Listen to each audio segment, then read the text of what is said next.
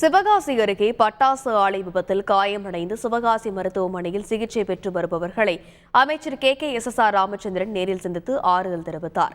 விபத்தில் பாதிக்கப்பட்டவர்களுக்கு உரிய நஷ்ட ஈடு வழங்க 2 நாட்களில் ஏற்பாடு செய்யப்படும் என்றும் பாதிக்கப்பட்டவர்களுக்கு தேவையான உதவிகளை மாவட்ட நிர்வாகம் செய்யும் என்றும் கூறினார்.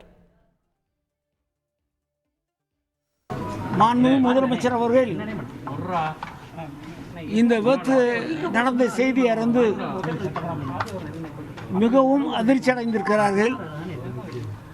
வேண்டிய காயம்பட்டவருக்கு வேண்டிய நிவாரண பணிகளை செய்ய வேண்டும் என்று சொல்லி அரசு அதிகாரிகளுக்கு தேர்தல் கமிஷனுடைய அனுமதியோடு நம்முடைய முதலமைச்சர் அவர்கள் அதிகாரிகளுக்கு ஆணை வழங்கியிருக்கிறார்கள்.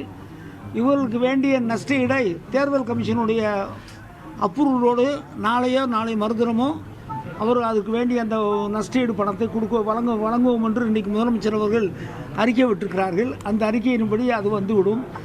எல்லா ஃபேக்டரியும் செக் பண்ணிட்டு தான் இருக்கும். இதுக்கு காரணம் ஆசைகள் தான், வேற ஒன்றும் கிடையாது. சிவகாசி அருகே பட்டாசு ஆலையில் ஏற்பட்ட வெடி விபத்தில் 6 பெண் தொழிலாளர்கள் உட்பட 10 பேர் உயிரிழந்தனர். சிவகாசி அருகே உள்ள செங்கமலப்பேட்டை கிராமத்தில் சரவணன் என்பவருக்கு சொந்தமான பட்டாசு ஆலையில் மூலப்பொருள்களின் உராய்வு மற்றும் வெயிலின் சீற்றம் காரணமாக திடீரென வெடி விபத்து ஏற்பட்டது.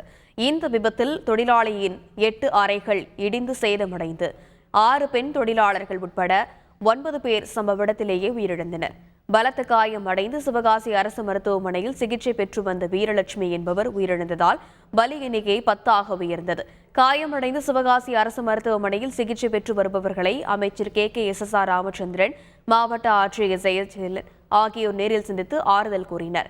விபத்து நடந்த பட்டாசு தொழிற்சாலை வளாகத்தை மதுரை சரக DIG ரம்யா பாரதி, மாவட்ட காவல்துறை கண்காணிப்பாளர் ஃபெரோஸ்கான் அப்துல்லா உள்ளிட்டோர் நேரில் பார்வையிட்டு ஆய்வு மேற்கொண்டனர்.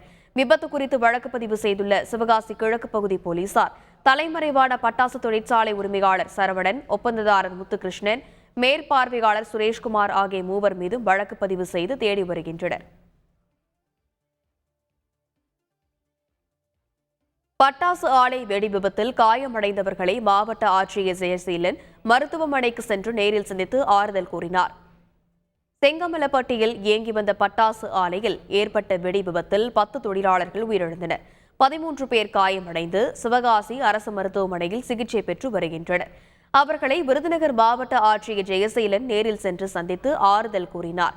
விபத்தில் உயிரிழந்தவர்களின் குடும்பத்தினரையும் நேரில் சந்தித்து அவர் ஆறுதல் கூறினார். செய்திகளை உடனுக்குடன் தெரிந்து கொள்ள உடனே சப்ஸ்கிரைப் பண்ணுங்க.